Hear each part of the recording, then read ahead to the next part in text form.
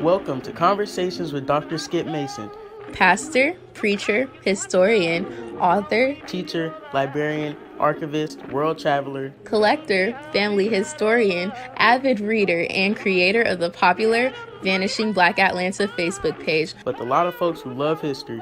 Most importantly, he's our dad who loves his family and who taught us the importance of our history and having important conversations. Join him now for this episode of Conversations with Dr. Skip. Well, good afternoon, my brothers and sisters. I greet you on this beautiful Sunday afternoon, and I am so delighted that you have joined me.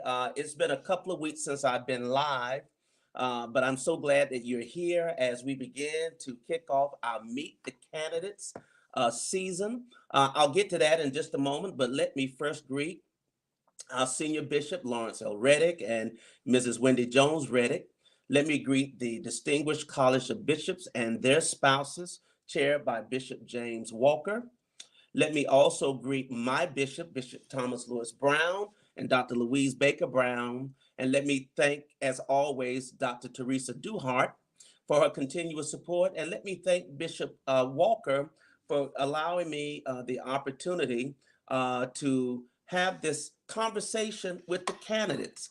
And I'm glad to be able to share these wonderful men and women who are offering themselves for leadership in our church. And I know that it's going to be a very tough decision as we go into the General Conference in Cincinnati.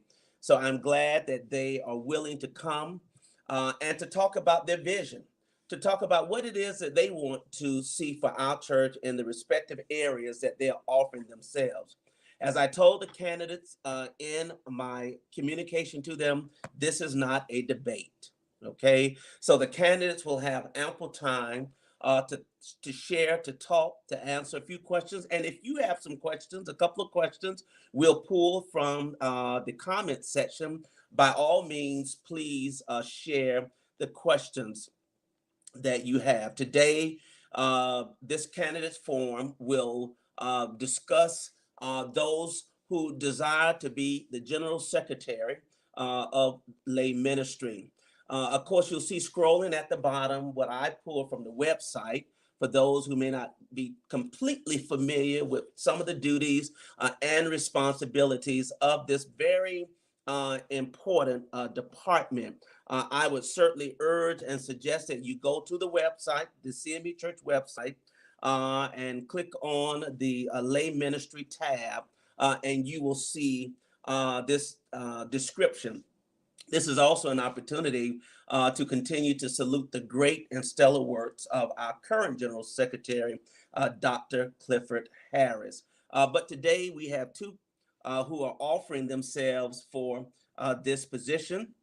I'm going to bring them up, and then I will speak to each one of them separately as I indicated to them.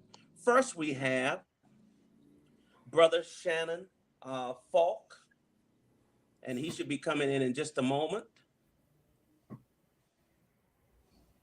Shannon, can you hear me? I can. Can you hear me, Dr. Mason? Okay, there you are. There you are. We can hear you and we can see you. Shannon is a member of the Hayes Tabernacle CME Church in Los Angeles, California. And we also have with us Mr. Robert Stewart, who is a member of the Mount Zion CME Church in Minden, Louisiana. Shannon is a part of the 9th Episcopal District. And let me be formal. I've known Shannon for years. Mr. Falk is a part of the 9th Episcopal District, and Mr. Stewart is a part of the 4th Episcopal District. And we are so glad to have you both here with us today. As I mentioned to you, each of you will have ample time to share. You're going in alphabetical order. So, Brother Stewart, I'm going to put you back in the guest room, and then we'll bring you up very soon. Brother Falk, so glad to see you and glad to have you on. Would you just take a moment and just give us a very short version about yourself, your background, and what brings you to this point, and then we'll jump right into discussing the office that you're seeking. Sir, good to see you again, Dr. Mason, and thank you for this opportunity and an honor, really, to come before you and to those who are watching throughout our great Zion to talk a little bit about myself and my candidacy. And I think giving you some background will probably give perspective of how we ended up here, why I'm here.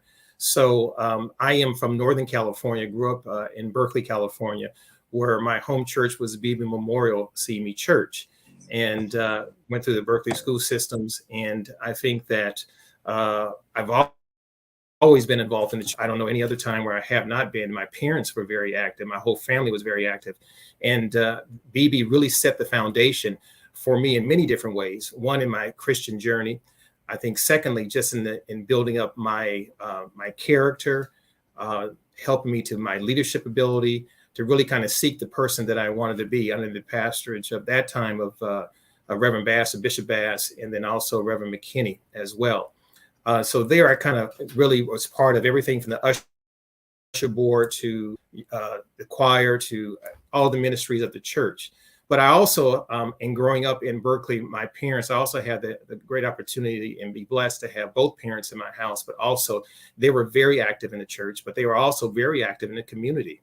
And so, you know, during that time, there was a lot happening throughout the civil rights era. So it was nothing for my parents to have all these people in our home to discuss who was going to be elected within the communities, who's going to take on that power within basically the Black community. So I had firsthand opportunity, my sister and I, Heidi, to kind of see this and to basically see my parents doing things in two different worlds, one on the Christian world and also from a civil service.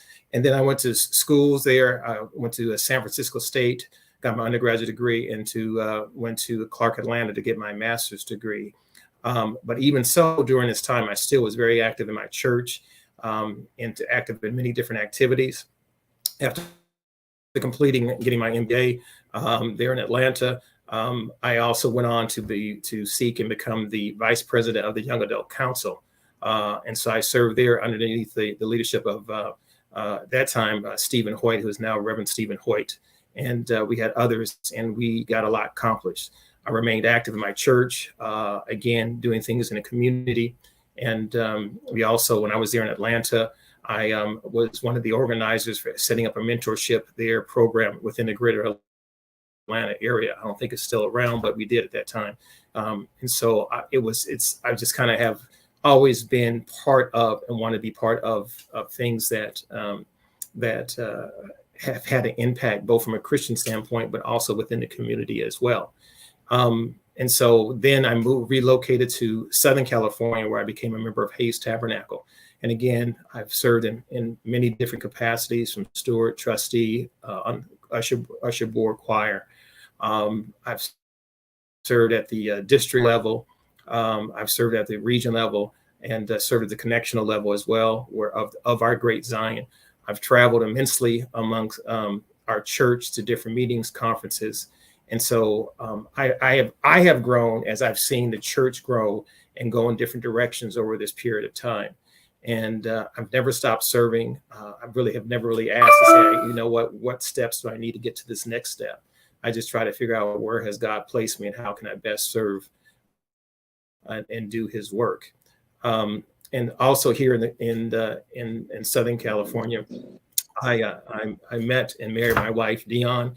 We have two sons, Fitzgerald and Sebastian, and Dion is also very involved in her role in the community where she's an elected official. And so we just kind of have that natural bridge of just doing things and trying to serve the community the best that we possibly can.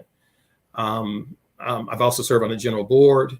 I've been a delegate to the general conference several times. And I just have always tried to be one who asks a lot of questions, try to do what I can to assist. And I think that if certainly Bishop Bass and Reverend Roscoe McKinney would always say, who's that young guy who's always asking a lot of questions? So I've always been there.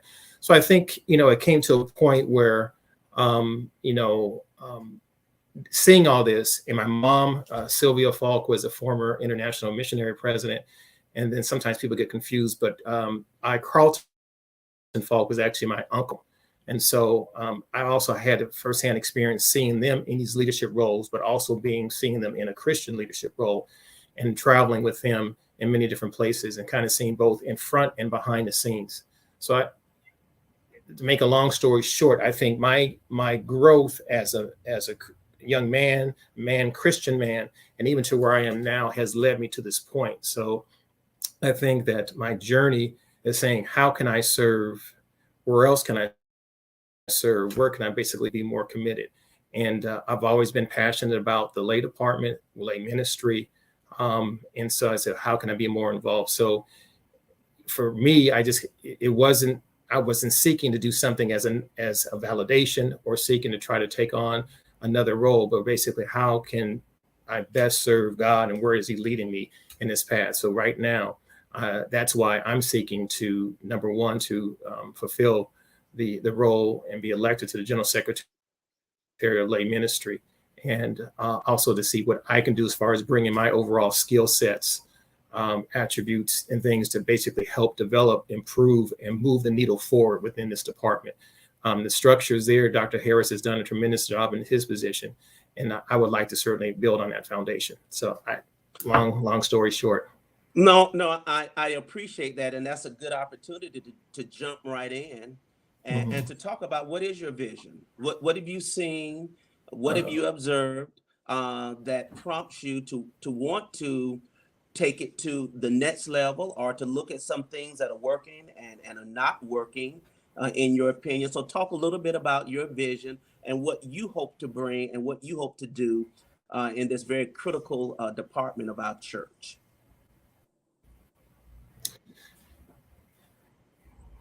Well, my theme or my campaign thing, or what I'm kind of focusing on is laymen building God's kingdom together. So what it is that as lay people, what can we do to enhance and build God's kingdom?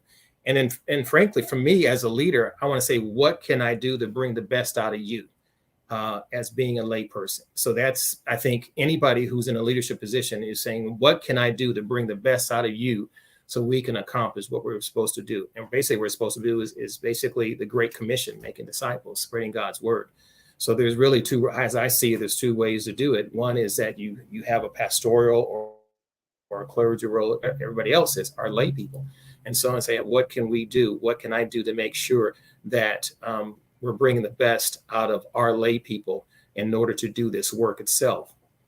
When far as what I would like to see my candidacy do, or getting to that department, I think there's several areas that, based upon my experience, what I've been exposed to, my information, what I would like to kind of see us build upon, enhance, and maybe even do things differently.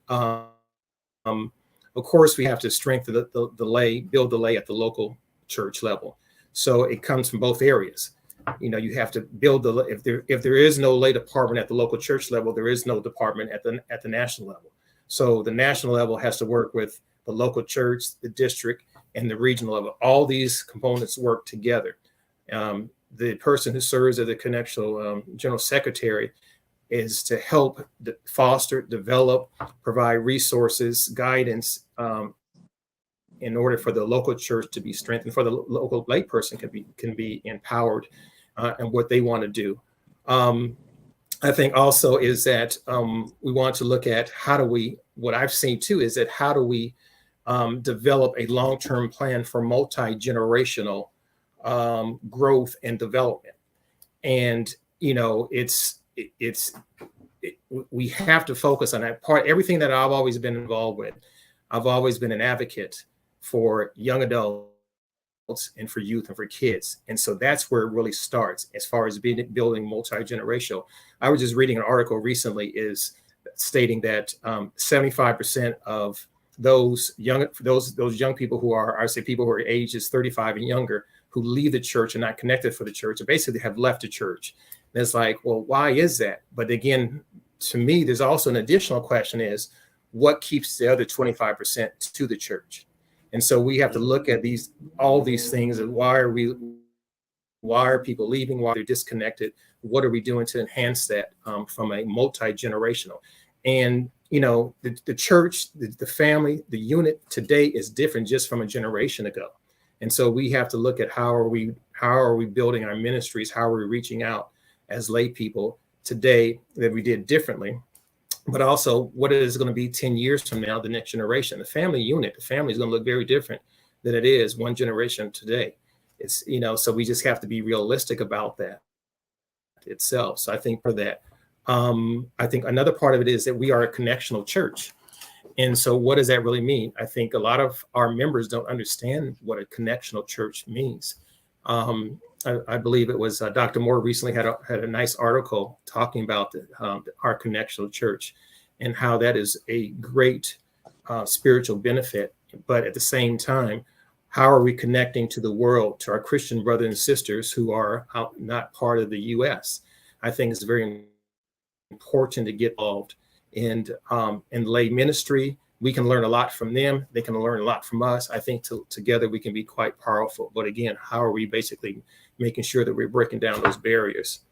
I think another part of what I would like to do platform is talking about Black health within a community. If you aren't healthy, if you don't have the right mindset, if you're physically not well, there's no way you can do ministry. So we have to really look at how do we basically focus on developing Black health, from eating habits to right care, all those things. And I know that when we look at, I've been going to these meetings all my life, and I just see over the years how there are many things that we can do to address, to improve, to inform, to educate our people. I think the pandemic has kind of led that way when it comes to vaccinations and other things. But overall, our health has to be a critical component of that. And I think that's important. That we can't, if someone is not healthy, if they can't get out, if they can't do what they need to do, if they're focusing basically how are they going to move around, how can they do ministry? And God talks about our health.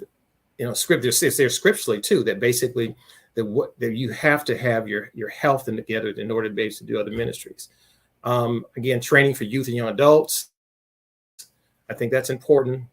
Make sure that we build for leadership. And everybody's talking about young adults building for tomorrow, but they are the leaders of today. And you look at the ages of when Martin Luther King led the march. You look at the age of Jesus. You look at the age of some of within our own denomination, people who took over leadership at some of our larger churches. Charlie Haynes, Jimmy Washington, Dwayne Oliver Walker, all of them were 30 years or younger. So why do we have to wait till someone's 50 or 60 in order to take on a leadership role? I think the other part of it is dealing with men ministry. And I know there's been a lot of discussion about the MTM department. We can't lose that focus of focusing on men. How that looks like, what it is, I don't know, but there has to be a critical component of it. And I think for me, serving as in my fraternity, Kappa Alpha Psi, I know it's different from you, Skip, but within our fraternity, I serve as a chair for Western Province for our mentorship program. It's called Guy Right, but it's something differently. And what I have seen is if there's never been more of a need for us to focus on our young men. And a lot of times it has nothing to do with social economic class. They need men to step in and to help out and to lead in the God. So if we want to see men take on a position, we want to have them involved. It starts at a young age. We have to intervene and get involved. And the generation that we're looking at right now, for those, I would say about 40 or younger, who basically were born in the 80s, what they had to deal with is something completely different than my parents' generation or older. Back, my parents' generation, all roads led to the church. It doesn't lead to the church now. That's not the road that most of our young people are taking. Plus, the whole drug system of the 80s decimated many of our families and how it is. And so now we're suffering the repercussions of that. So we have to basically, as men, get back involved, reach out to our sons, help guide them through this. I mean, there are many doing great things, but then we have to really, so as Christian men, we are to take the lead to help our young men, help our sons, our nephews, our grandsons in order to get there. So I think there needs to be a greater emphasis on men ministry. And then I think probably, are you still? I can't hear you, Skip. I'm sorry. I'm sorry. Let me ask you a quick question in that Sure. very same thought. Okay. And I'm sure you and Brother Stewart both have your ear to the ground. What are lay talking about? What are they saying? What are some of the concerns that you're hearing with regards to the lay, both on the local level and the district level? Well, from what I mean, have a chance to talk to many lay, attending meetings and so forth. There's one is that I think many of the lay feel that they have lost their voice. And how you define that, but again, I think that many of them feel that they're not being heard. And so it's more being that this is the direction we want to go. This is what it is. And they're not being listened to. And not that pastors are our shepherds, and they basically are there to have a vision of what they want to do as far as ministries.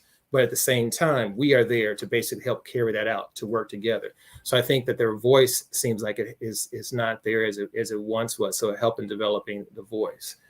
I think the other part of what I think people were saying is that there needs to be a way that there can be better relationships between the clergy and the lay itself. And so there are many churches that are doing well, but it's not consistent. And so what can we do to enhance that relationship between the lay and the clergy?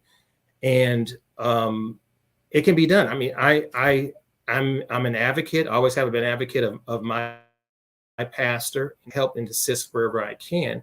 And some of that comes just as being a member.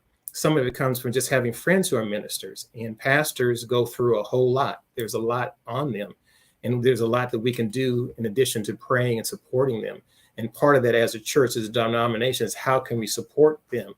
And, whether it's through some of their being burnt out, mental issues, how do we support them? Maybe they need to take a sabbatical. How can the local church support that as lay people build the growth of the church itself? So then I think finally it's just the communication piece. So I hope that answers your question. It does, and I appreciate that. Looking at the current structure of the department, in addition to overseeing the Connectional Lay Ministry Council, connectional stewards, connectional stewardess, connectional ushers, is the departmental structure working for the church? Is it up for review? Just kind of give me a little insight, as to what you think about our structure now, and are we reaching the people that we need to reach as it relates to those who fall up under the lay ministry? I think the structure is there. Whether we adhere to it is a different thing.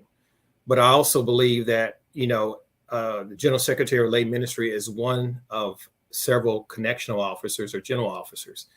And one is that what can we do? What I would like to do is how do we basically work together in many ways, partnership as far as developing ministries, departments, instead of working in silos. And so many cases we have each department either competing against each other or working separately. But in some cases, I think that, we just need to look, how can we do it? What are the best practices? How can we share from each other in order to do this? And so I think it's important that we do that, understand it as far as the structure. I think too is that when you look at the structure component, is that where do we see? To me, is that in many cases we're not proactive, but we're reactive. And so how do we set up our church? How do we set up the structure? How do we look at the vision where we see our church as not just currently, but 30 years from now, the next generation, 20, 30, 40 years from now? And that's where I think the lay can play a most important role of that. Every 10 years, the U.S. takes a census of its population. And within that census, it determines a lot of information is there, where the growth is, what does the population look like? What are the age of the population? What are the vocations? And so when's the last time the church has taken a census of who we are, what do we look like? And how often should we do that? And so maybe it's not done every 4 years, maybe it could be done every 8 years. I don't know what that time period is, but our structure should be fluid in many ways, so we can adapt to how things are going. And I know that in many cases, our churches are struggling financially. They have a lot put on them, and some of it is maybe some of the bad decisions, poor decisions, but a lot of it is because we have not been able to adapt with the changes that take place. And so, there has to be some decisions that need to be made. And, when you get the right people who have the expertise, the knowledge to sit at the table to discuss these at your local church or at all levels of the church, and then you can really say, where do we need to be? So I'm here in Southern California.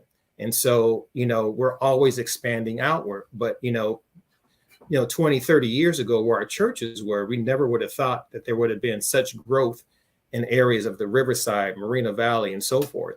But, where do we build our churches? Where do we have? Where does the population go? And I think the part that we can help as lay and as pastors is that I think that, looking internationally, that many of I think the U.S. has over 600 or 700 U.S. bases worldwide. Why don't we have ministries with these bases? There are families there. People are stationed there. They may be there for 2 to 4 years, but there's families.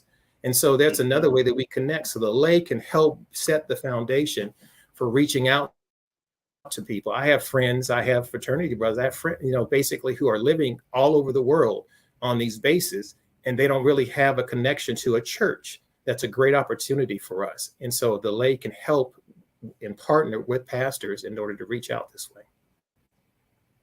Thank you. Thank you very much. Brother Shannon, what are your thoughts about lay and our wonderful brothers and sisters in Africa? And how will you, if you are elected as a General Secretary of Lay Ministry, work to expand and include and engage our wonderful brothers and sisters across the seas? Well, our church was started here in the U.S., and I understand that. But again, we are a connectional church, and we're an international church. And so we need to basically make sure that they are, when I say they, our African brothers and sisters, or wherever they may be internationally, that they are treated as such, and they're at the table. And we have to make sure that they're in the communication. There's so much that we can learn from them. I remember when I was serving as the vice president of the Young Adult Council, probably one of the most impactful things that I have experienced just as a lay person was representing the department and going to an international young adult fellowship meeting. And there were people there from all over the world, young adults, all basically 35, 40 years or younger. And it was so inspiring, enlightening to number one, to sit down and talk and fellowship with brother and sister with this commonality. But I think it also let me know that how privileged we are here in this country to have the freedom to basically worship how, where, and when we want to, when many people throughout the world don't have that same privilege, or they have to basically have such challenges in getting to worship. So they have to walk far. They don't have transportation. They're not well, they may be in a minority. So I think part of that is that for us to grow, is that for us to basically know what they're experiencing, but also to bring them into our fold fully to make sure that they understand what is there and then find out what they need, how we can benefit. Part of that now is that we have the technology where we can share and do things without much of a problem as far as worshiping and fellowshipping and doing different types of ministry. So let's take advantage of that. What did the pandemic, the last 2 years, teach you about our lay and the value of the lay? What did the pandemic teach you? Well, I think it's still teaching me, number one, but one is that we have our lay certainly have a lot of temerity. There's a lot of fortitude to keep pushing forward, regardless of the challenges and the storms that we have encountered. That we were able to kind of keep things going.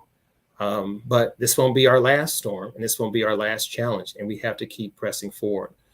But it also, I think, in many ways caught most of us, and I just say most of it, maybe some who don't. I think that most of us off guard that we were working within our closed walls. And, from that, the pandemic, if nothing else, it broke down the barrier to really see where we were, how we were reacting, what impact we were having as a church, congregation, and even as a denomination. And so we were doing a lot of catch up.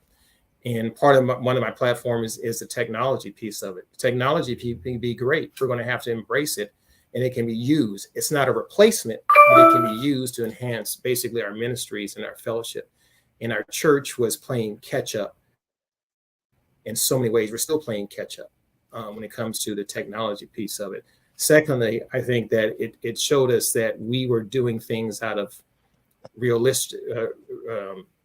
religiosity or out of habit, and not because it was done for the benefit of our members. And there are many people who basically were members of our church, active members, but we really did not know what was happening with them personally because we saw them on Sunday morning. And over this course of time, they kind of remained back. You don't know what's happening with them. And they were suffering, but the church wasn't prepared to assist them in those needs. So I think that it really pulled back the covers of who we are. But at the same time, it showed that God is there to help carry us through, regardless what the challenges are. And we were able to do that. So we were able to persevere in many different ways. But at the same time, I think that in the long run, I don't know if some of our local churches will be able to survive it. Indeed, indeed. So as we wrap with your segment, give us your website, and then I'm going to have you make your final statement, if you will, as to why the General Conference should elect you as the next General Secretary of Lay Ministry. Give us your website. Shannon Falk for layministry.com. Let me see if I can put that on. Yeah. Shannon Falk for lay. Falk for layministry.com. Okay. All right. Ministry.com. I think I got that right. I'm going to put it up on the screen here. Shannon Falk for layministry.com. And it's the number. I'm sorry, it's the number 4. Number 4. Oh, okay. Number 4. I'll correct that. Number 4. In the meantime, while I'm correcting, I'm going to give you a couple of minutes to just give your closing thought and to make your case to the wonderful viewers who tune in and those who will be watching in repeat some other time as to why they should trust you to be the next General Secretary for Lay Ministry. Go right ahead, my brother. Thank you, Dr. Mason. So, yes, I'm asking for your prayer.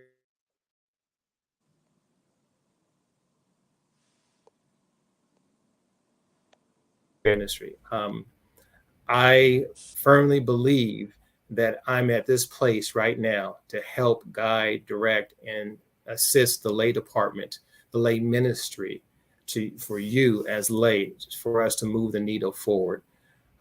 If one thing that I have learned that, with the right leadership, with the right disposition, with the right skill set, we can get a lot done. But you have to have the right leadership and bring the right team, bring everyone. I feel that I'm able to bring all the people together to help build this lay ministry, take it to the next level, not just today, but in the future. I want to see this church has been around for 152 years approximately.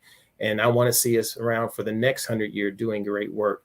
But we have to start planning, building, and doing now to ensure that we'll be around. So when you get to Cincinnati, whether you're a delegate or not, I'm asking for your support for me to get me into this office so we make a difference together in this position. I thank you for the opportunity. I thank you for listening to you. And I think most of you, or many of you, know me and have seen me over the years. So in the work and sometimes being the voice of the lay. And I want to continue to do that. Thank you, Dr. Mason. Oh, thank you, Brother Shannon, and we appreciate your time. And here is his website. I think I have that correct. Shannon Falk for layministry.com. Check it out. And God bless you and Godspeed. And we look forward to seeing you, good Lord willing, in Cincinnati. Thank you. Appreciate it. Thanks again for this opportunity. You're welcome. Thank you. Thank you. Thank you. Thank you so much, Brother Shannon, for sharing with us today. And now I'm going to bring up Brother Robert Stewart, who too is a candidate for the General Secretary of Lay, and we are delighted to have him here as well. Brother Stewart, as I asked Brother Shannon, tell us just a little bit about your background and what brings you to this point to offer yourself for General Secretary of Lay Ministry.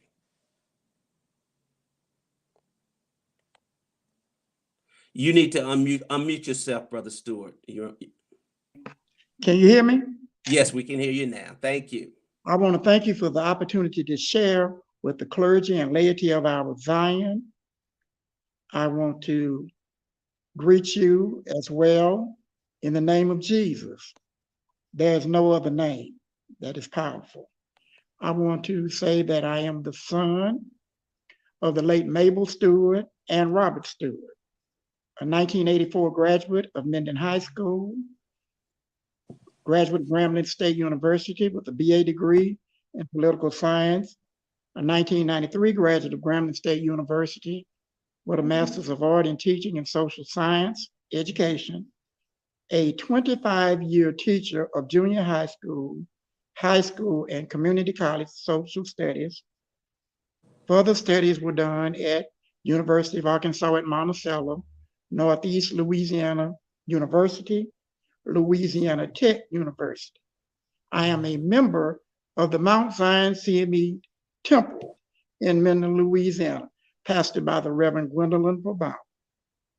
And under the leadership of the Reverend A.B. Caesar, my presiding elder, and my presiding bishop, Bishop C. James King, and my associate bishop, Otho Hawthorne. I presently serve as the local lay leader at my local church, the Minden District lay leader, and 4th Episcopal District vice president. I've served in the capacity of a steward, as a trustee, and an usher in my local church. I served as the vice president, national vice president of the National Youth Conference of the CME Church. My experience have been many, but I've always believed that the local church is the foundation. The local church laity is the foundation of our church and of our Zion. So what brings me to offering myself for General Secretary, I want to serve the people. I want to serve the people daily in the area of lay ministry with God's help.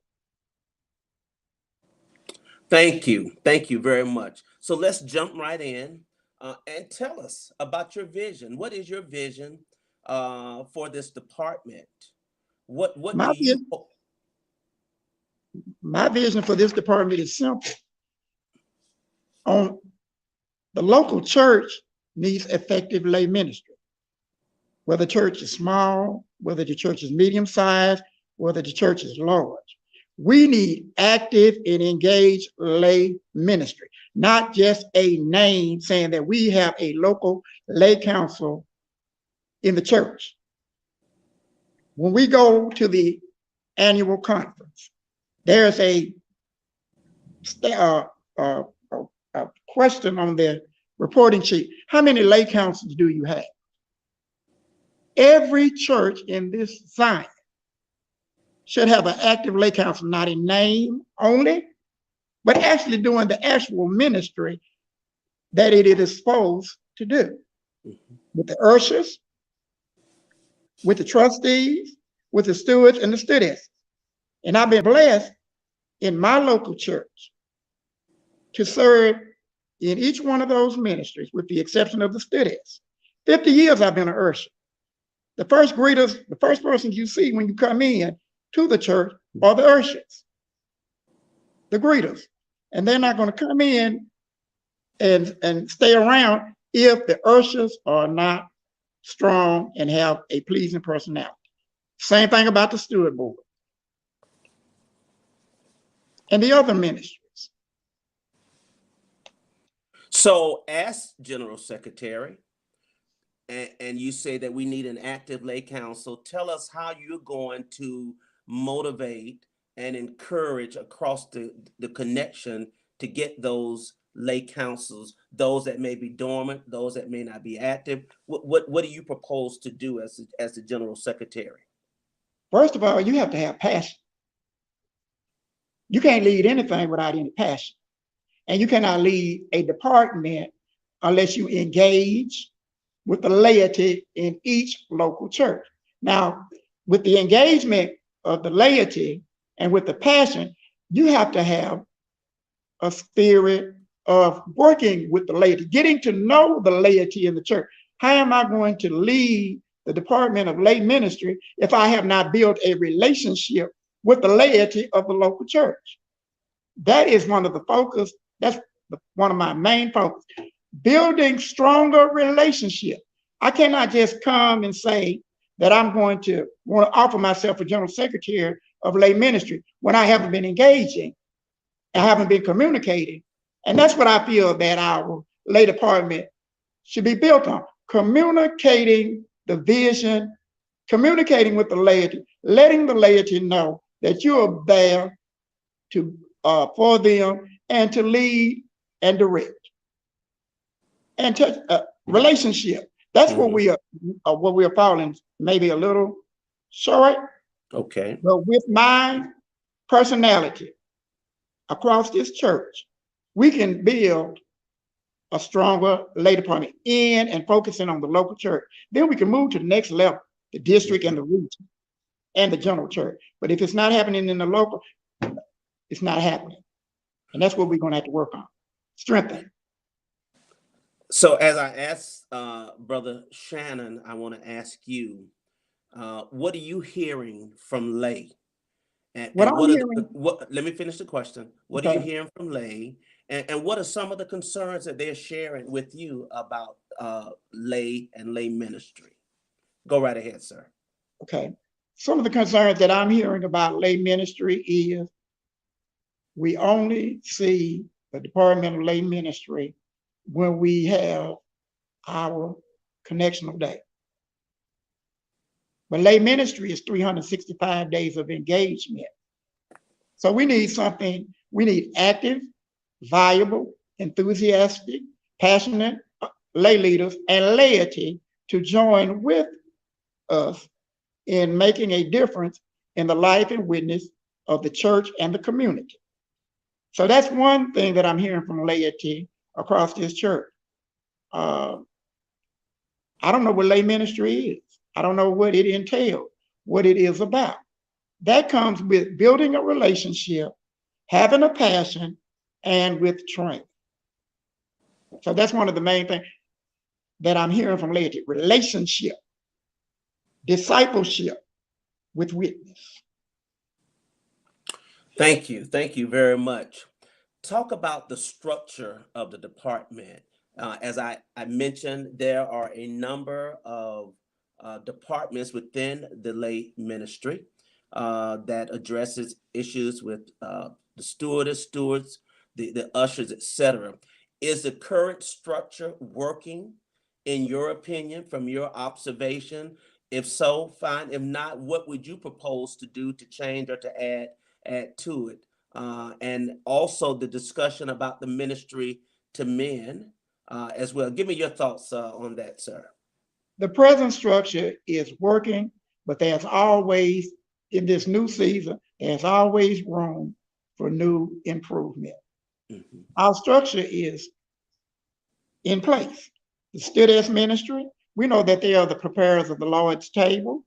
We know that there's a liturgical calendar, and stewardesses know their role and responsibility is to seek out the poor and assist in collecting the revenue, the finance of the church, along with the steward. But the main ministry of a steward is to serve. And that's part of lay ministry, serving. Trustee ministry. The trustees are the custodians of the property. They don't own the property. It is not their property, real and mixed, but it is God's property. So the trustees have an important responsibility to understand that you're just a custodian. You're a custodian of God's property, and make sure God's house and the properties that are associated that God has blessed you with need to be kept in a respectful manner. Mm-hmm. Same thing about the ushers, as I said earlier. So there's a lot of improvement that can be made. We know the colors for ushers, blue and white, but some churches have gone to different colors. So we just have to reach back to the basics. Blue and white, white on the first Sunday, blue are the uniforms for ushers. So it will take some reaching out in each local church with each local lay leader, each district lay leader, each regional lay leader, but we can do it. Same thing about the steward ministry. Any thoughts on involvement of young adults in the lay ministry? Would you like to share anything on that, please? At my local church, the Mount Zion CME Temple in Minden, all of our officers for the local lay council are young adults. As a former treasurer of the Louisiana region young adults, 1985 to 1989. As regional president of the Louisiana region young adults, 1989, 1993. During that particular time, I also was an officer in my local church before I got to be the local lay leader in 2009. 21 years I served as the treasurer of the local lay council in the Mount Zion Church. So young adults are very vital in the life and the witness of the ministry of laity. And as a local lay leader at my local church, as the district lay leader, and now the Episcopal Vice President, young adults are a part of our leadership ability in each area, local district and Episcopal district.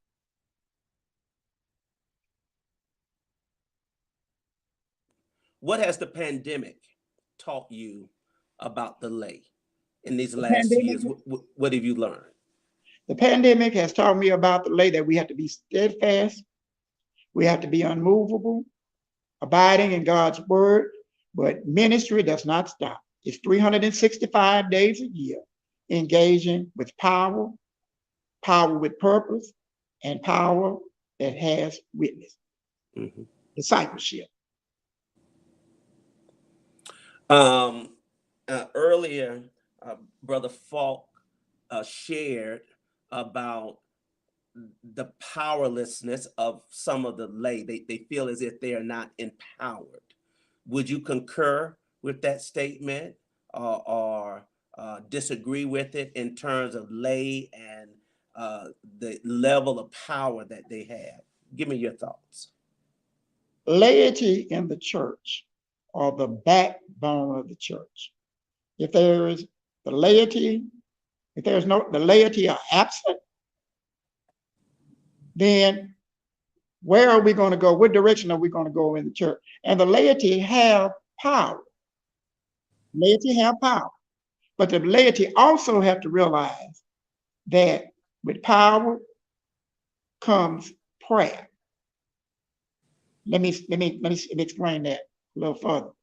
The pastor and the lay leader, along with the laity of the church, create the vision.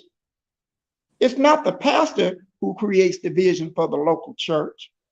It's the pastor and the laity working together. You cannot have a set of vision for the local church if you are not passionate about ministry and discipleship. The church is going to continue to be meeting on Sunday, coming back the next Sunday, coming back the next week. Well, what's going on Sunday, Monday, Tuesday, Wednesday, Thursday, and Friday? So uniting to make a vision or to create a vision comes with the laity, pastor and the laity working together, positive, in ministry to create a vision for the local church. So that's where the power comes. The power comes with working with your pastor in order to make a difference in your local community throughout, we'll just say Minden, Louisiana. We have 3 churches in Minden, Louisiana. Three churches in Minden, Louisiana. We can come together, those 3 churches, and do some powerful things. So it's engagement, not just on Sunday, but 7 days a week. The power comes when the pastor and laity are together, creating a vision. First, praying and seeking God. Thank you. Thank you very much. We have a brother watching from Nigeria, and I asked Brother Shannon the same question earlier about our lay over in Africa, because the General Secretary is the General Secretary for lay across our Zion, including Africa, not just in the United States. And so what do you propose to do to increase or enhance the lay ministry across the seas with our wonderful brothers in Africa, brothers and sisters in Africa? Dr. Mason, and to the members that are on today, the brothers and sisters in Africa have been praying for me. They've been praying for me. They've been praying, and not only have they been praying, they have shared with me. They know my commitment to not just saying in words, but in action.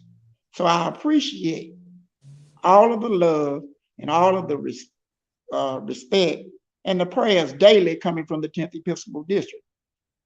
The 10th Episcopal District has been a strong foundation in my candidacy for General Secretary of Lay. I thank God for the 10th Episcopal District sharing with me.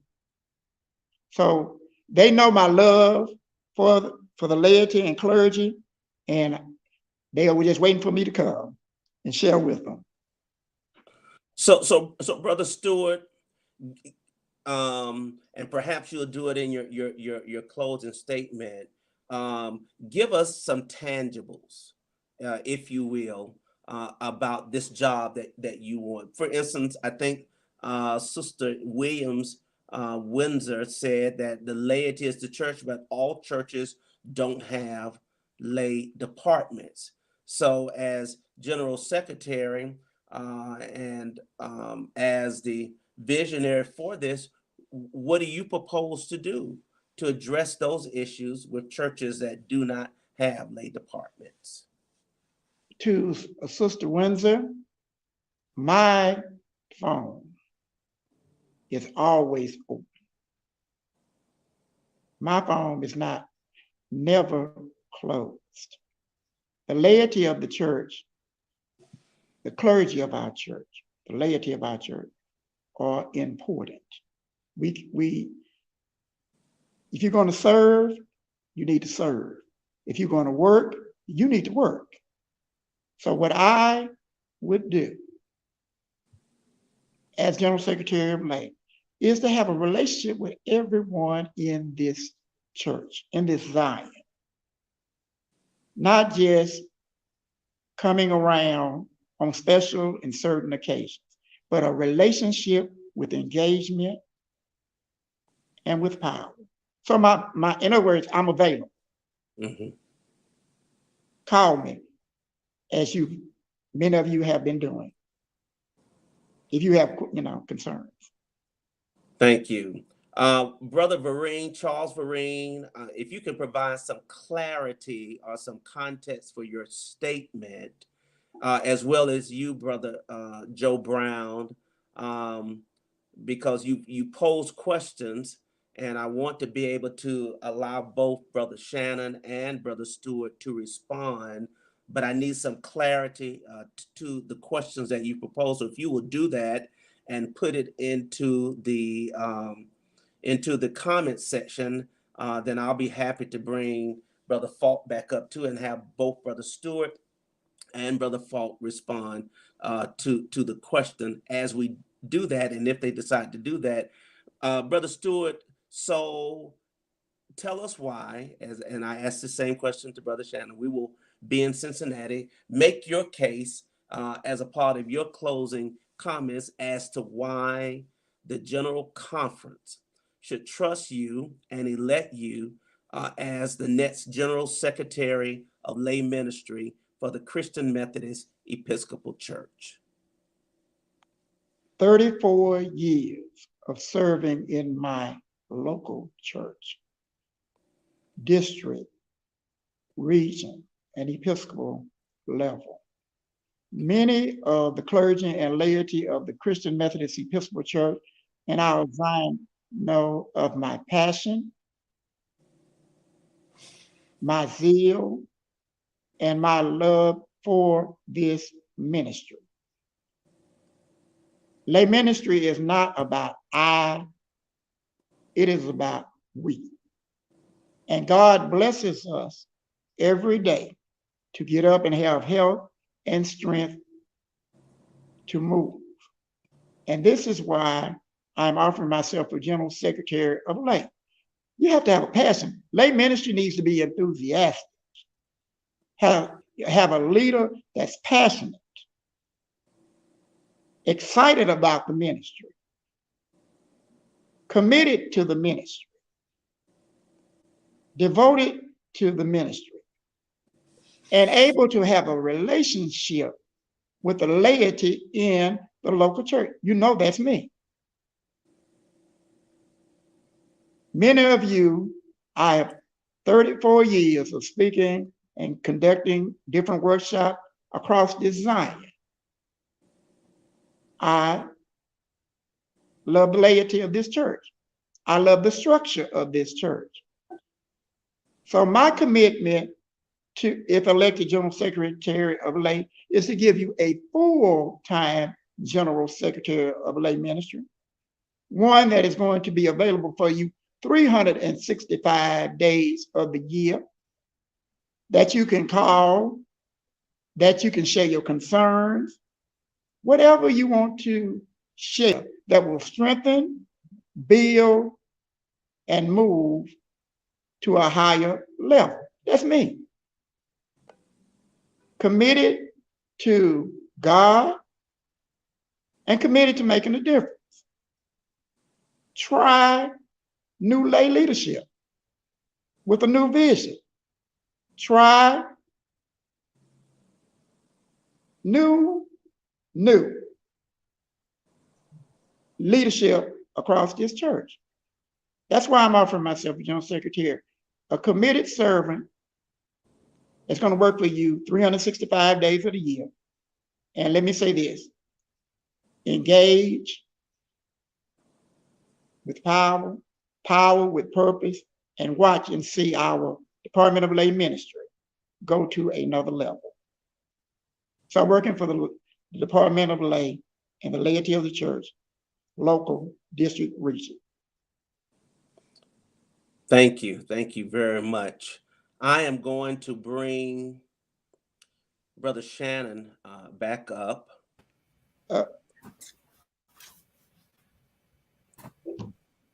And he'll pop in just a moment.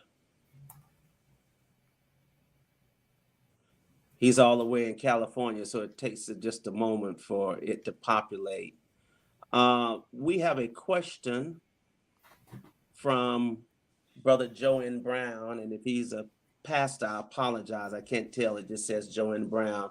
And the question, what will either candidate do to help carry, I guess, out the vision of the elect one? Anyone would like to respond to this question from Brother Brown? Reverend Brown. Is it Reverend Brown? Okay, Yeah. my apologies. Reverend Brown.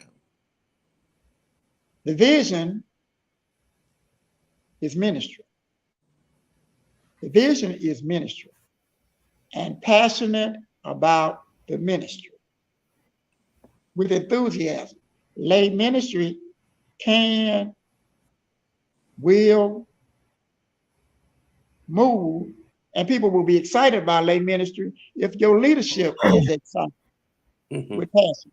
So we are at the point now that enthusiasm about serving the people that are going to make the decision in Cincinnati. Now, are we going to look at passion and relationship? That's important. So we have to have that component along with leading the department and have a relationship with the lay daily.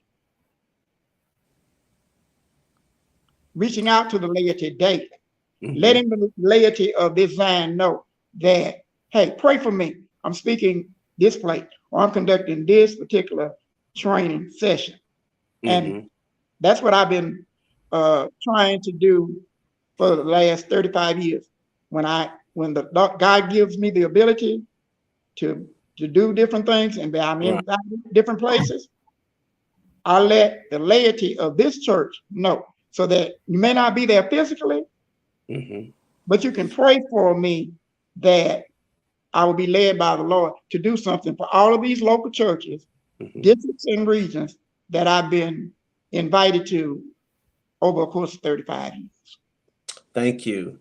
Brother Shannon, do you want to respond to that question? I'll put it back up again. Yes, thank you, Dr. To help carry the vision of the elect. Yes, go right ahead, sir. So as I'll answer it this way, as one of the many services things that I do within the community, and as a LA County Commissioner, and now serving as a president and chairman of the board for the LA County Natural History Museums, Family Museums. I wasn't always in this position. I had to learn to work with and follow the direction and vision of those who was in leadership. It doesn't mean that I can't support it or won't support it. So whoever's in a position, I believe that one is that hopefully they have the right intentions and the right ability to basically move forward with that vision. And as always, I will continue to support and work the lay department at all levels, whoever is in that position itself. So I have a penchant for the lay department. I always have, lay ministry, and I will continue to do so, whether I'm in that position, whoever's in that position. I respect the position, and I will continue to support it. So I've learned this through my own experiences in serving in leadership positions, and until you get into that leadership position. Another question, do you all feel that the age group needs to be changed for the young adults? Any thoughts on that? And I'm not sure what impact that would have from the young adult ministry to, transitioning to being a part of the full lay ministry. Well, we'll ask Shannon answer, and then Brother Stewart. Go right ahead. So, again, serving as one time as a vice president of Young Adult Council, I know that this conversation comes up quite frequently. It always has, what is the right age limit? Is it 18 to 25, 18 to 30, 18 to 40? I think the CME Church goes up to 18, up to age 40. So the age is important, but I think that one is the voice of the young adult is even more important. And that one is that you not to have an age dictate basically what that voice is. And you're in that age group, it runs the gamut of one's experiences, what basically they can bring to the table. At 18, you could be a freshman in college, but you also could be married and divorced, have several kids. So again, it just depends on basically where you are in life journey. And so I think it's important for young adults who are in this age bracket, not to let anybody diminish your voice, who you are, and what you're trying to do, what that vision is. again, I go back to what I stated earlier, that many things that have impacted this church, impacted from pastors to other leaders, were young adults. There weren't someone who were more tenured or seasoned in their age. So I always will and will continue for the young adults to basically to move forward, whatever their vision is, whatever they want to do. The dynamics have changed tremendously within that age group. And when I say we as the church as a whole just need to recognize and be intentional of how we involve them and keep them involved and engaged in the church. Thank you. Brother Stewart, would you like to respond to that question, please, sir? My response to that particular question is young adults are not the past. They are not the future. They are the present. And as I shared with you earlier, the young adults are very, very, very vital and important to the church. It's not about the age.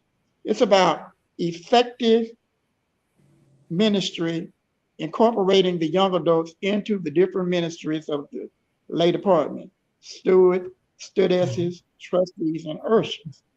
Now, not only incorporating them, but giving them the tools of equipment as the local lay leader at the Mount Zion Church, along with the pastor's direction.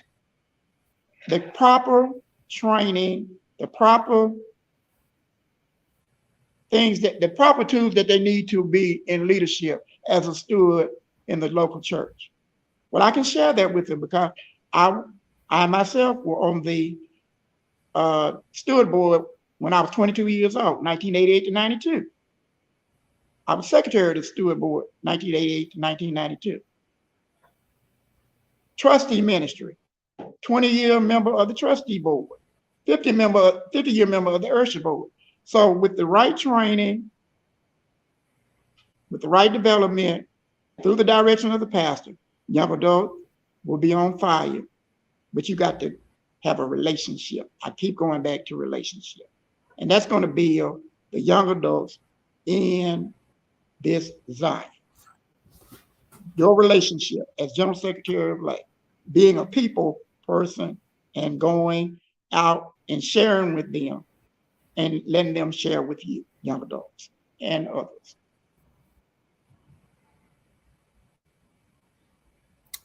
Sorry, I can't hear you, Dr. Final Mason. question. Okay, I'm sorry. Final question for the two of you. As the General Secretary of Lay Ministry, what do you propose to do to work to strengthen the relationship between the pastor and the lay?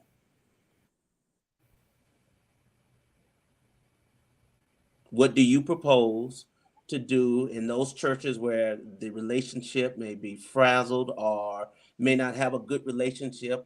What do you propose to put in place to help to strengthen the relationship between the pastor and the lay? Anyone can go. I'll address that, Dr. Mason. So, okay. Prior to the pandemic, what I would do as a Southern California Region lay leader is that I would have a few of the regional officers meet with the Ministerial Alliance and have a discussion when they met, have a discussion with them to find out, what their visions may be as Ministerial Alliance, what they need, how can we support that, what are the programs they're doing, and at the same time, I will let them know what the lay needs as well to have the support. It can't be one-sided on either way. So it starts with good and effective communication and honest communication. So you do that, at the local church, is for the lay to sit down with their pastor and not necessarily have an agenda or even, and most important, not a hidden agenda, but just to say, hey, this is where we are. This is what some things we would like to do. Why is it that we can't do it? Or let's work together to do that. But there has to be communication between the lay and the pastor. And sometimes it's best doing not at a called official board meeting or a church conference meeting, but just to have regular check-in meetings to say, hey, you know what? We're coming up 6 months into the year. Where are we based upon the goals and objectives that we want to do within the church? Voice those concerns, but also celebrate the things you have done collectively together.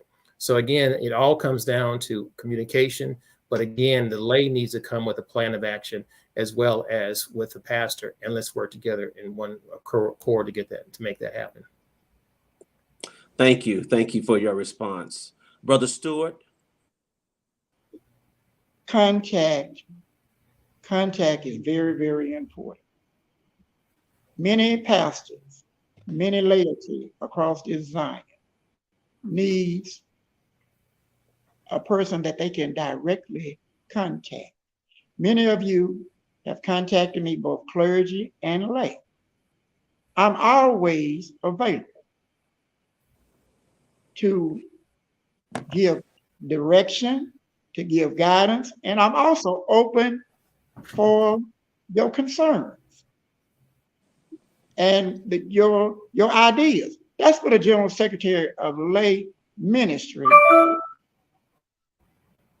should, anyone that's leading the department should have an open line of communication to the laity of this particular Zion.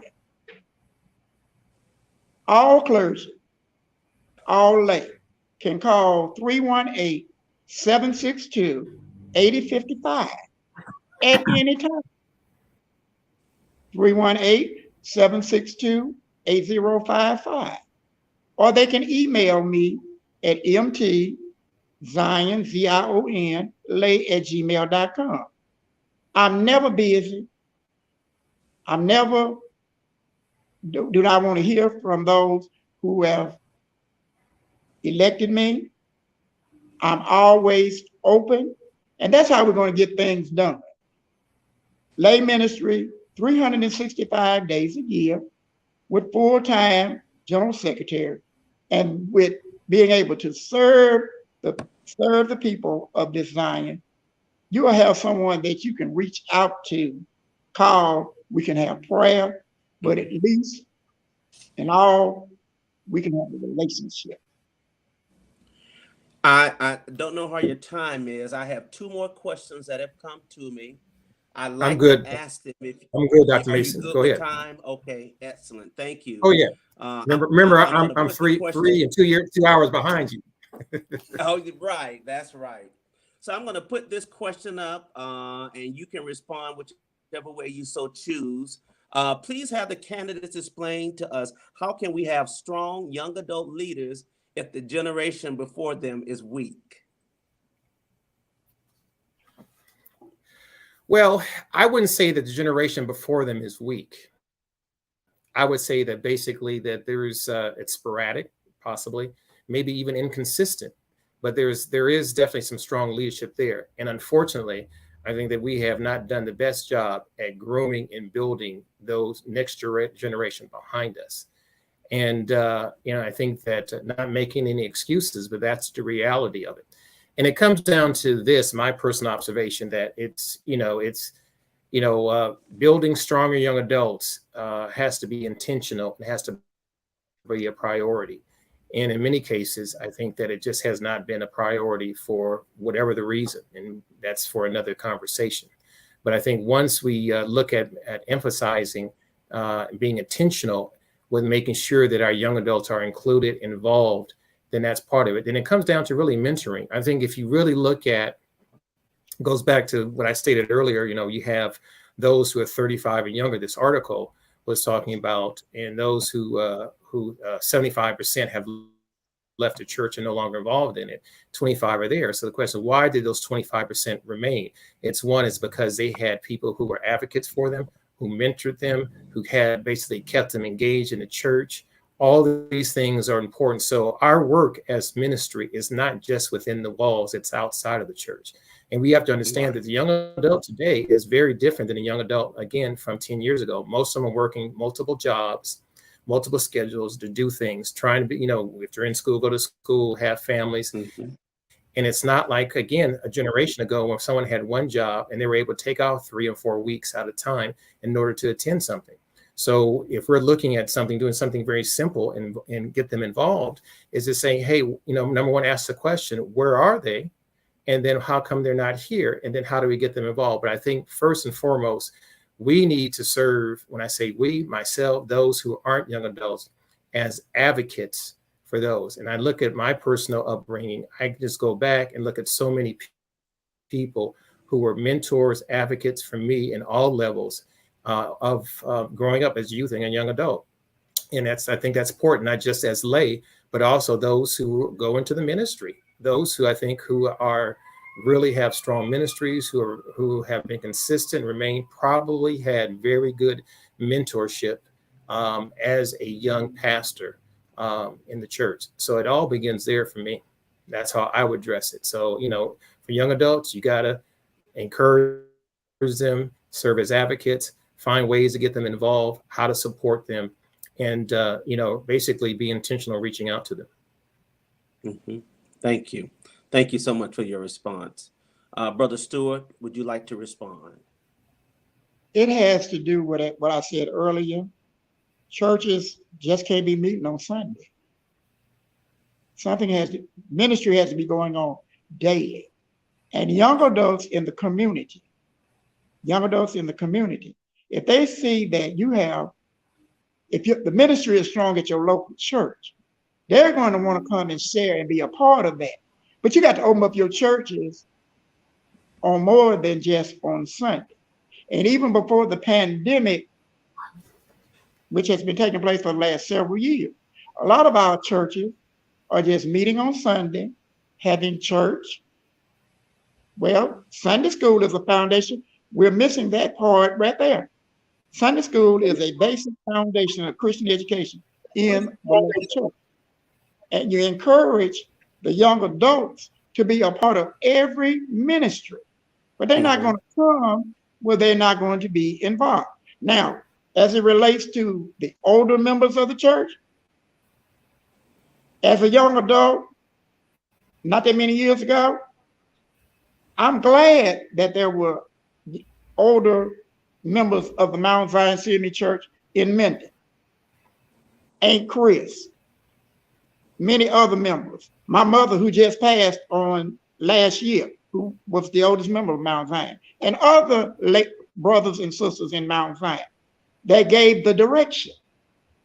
So we are building on the foundation, and young adults are very important. Mm-hmm. Build on the foundation that were created by the senior adults that are in this church presently. Mm-hmm.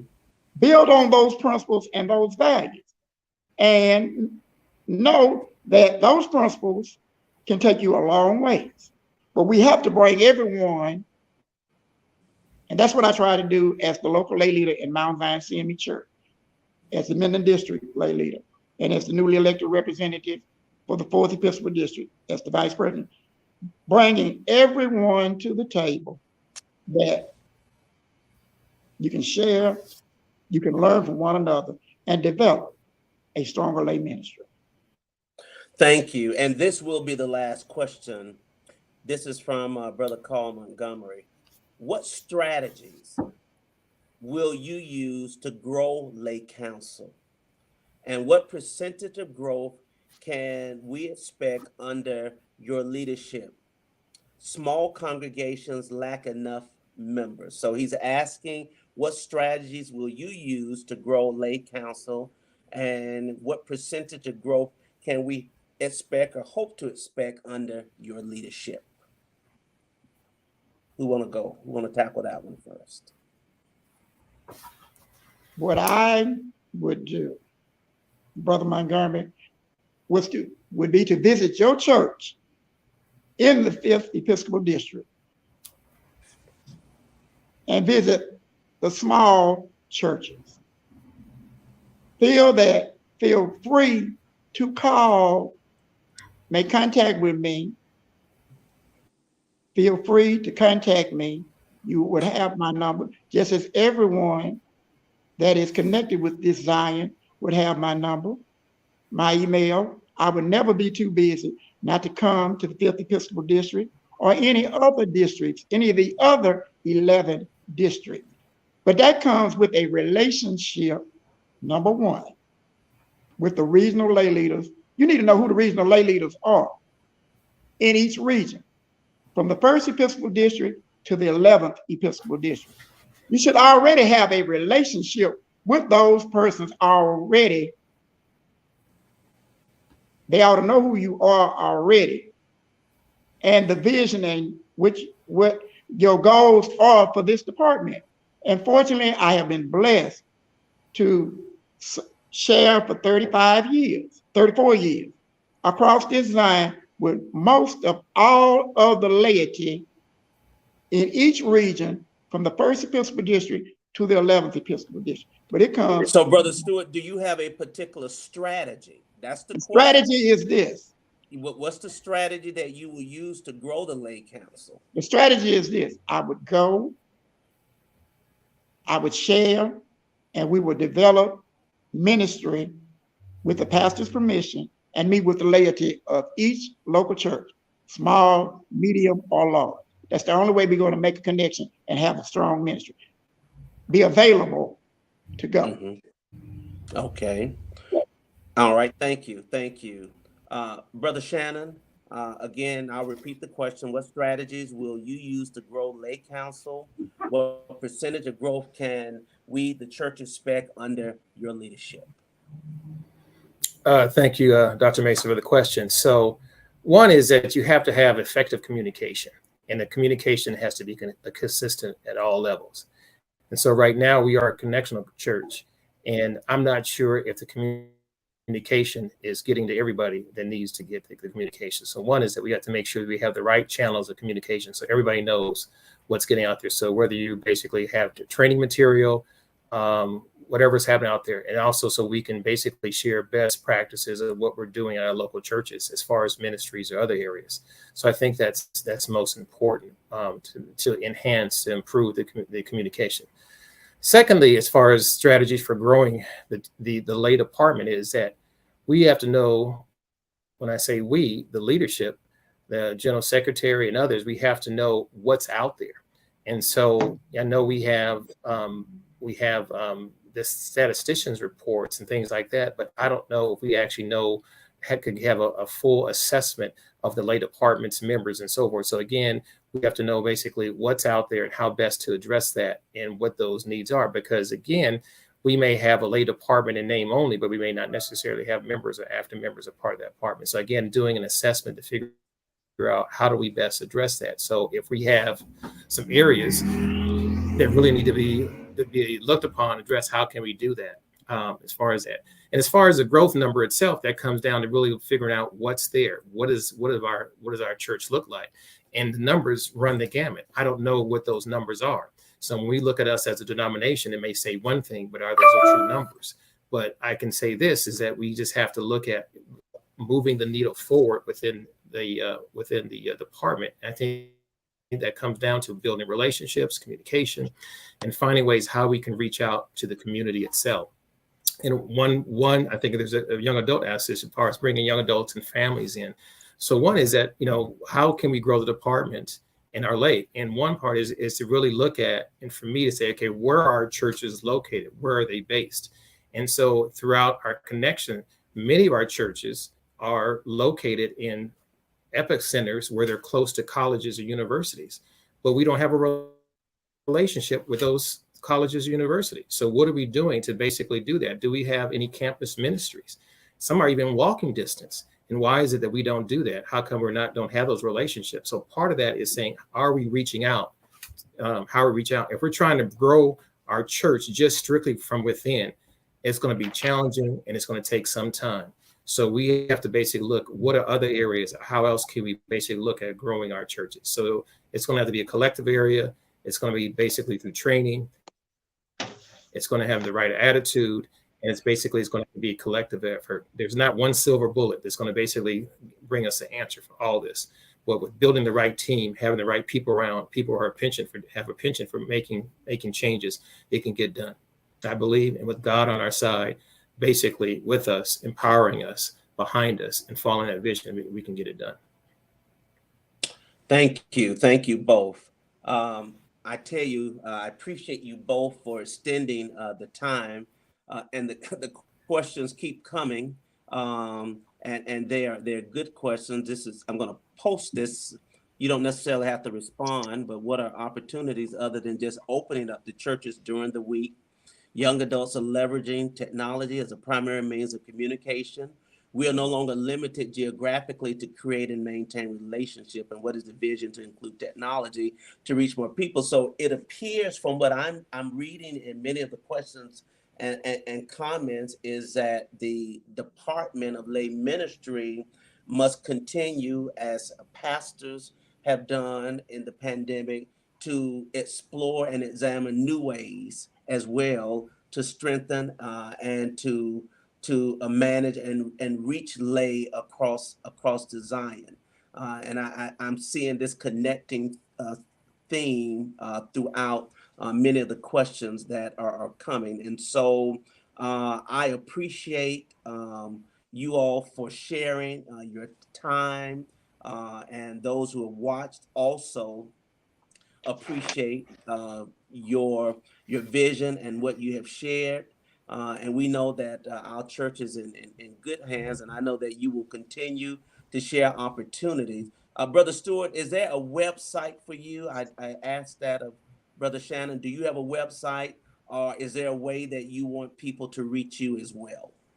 I want them to reach me at 318-762-8055.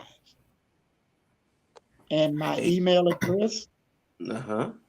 is Mount Zion MT ZIONLAY@gmail.com. Okay, at Gmail. .com. Okay, I want to post this as well uh, And Dr. for you. Mason,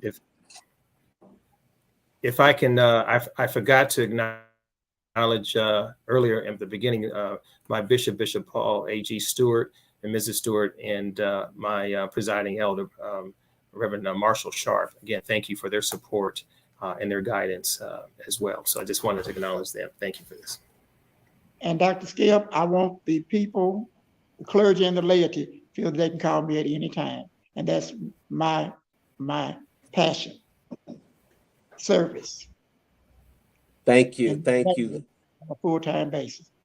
Thank you. Thank you both so much. And again, this is how you can reach Brother Stewart at 318-762-8055. He called it out, so I put it up, mountzionlay@gmail.com. And of course, Shannon Faulk for layministry.com. We have been blessed today by your presence here. And we thank God for all who are watching and those who will watch. Brother Greg Lewis said, bring the candidates back to address the additional questions. We're going to try to do that. Brother Lewis, we have a lengthy schedule. I have the candidates for the General Department of Finance and Ministry to Men and Evangelism. And then I got all of the Episcopal candidates as well. So we got a busy April and May and part of June. And then those candidates which are unopposed, I plan to have them here as well so they can talk about what they plan to do going forward. But I'm grateful to both of you for your time this afternoon. And as always, grateful for all of you who watch. You will get an email about our next Meet the Candidates Forum. Okay, it will not be next Sunday as planned due to an unforeseen event and travel for me. But we will get back with you and let you know when our next candidates forum. A couple of them will be during the week as well. And so we want you to tune in. Lastly, we want to remind you that on tomorrow, we have the conversation of CME Church and social activism at 8 p.m. With my mentor and my doctoral advisor, Dr. Riggins Earl, Professor of Ethics and Theology at the ITC. And this is presented on behalf of the Commission on Social Justice and Human Concerns, Bishop C. James King, Chair, and Bishop Marvin Frank Thomas, Sr., Vice Chair. So make sure that you tune in. Brother Shannon Falk and Brother Robert Stewart, God bless you. And thank you both for joining me this afternoon. And we have been blessed by it. And I thank you as well. And I look forward to seeing you for another conversation with Dr. Skip Mason as we meet our candidates. Go in love and go in peace, and have a beautiful and blessed evening and week.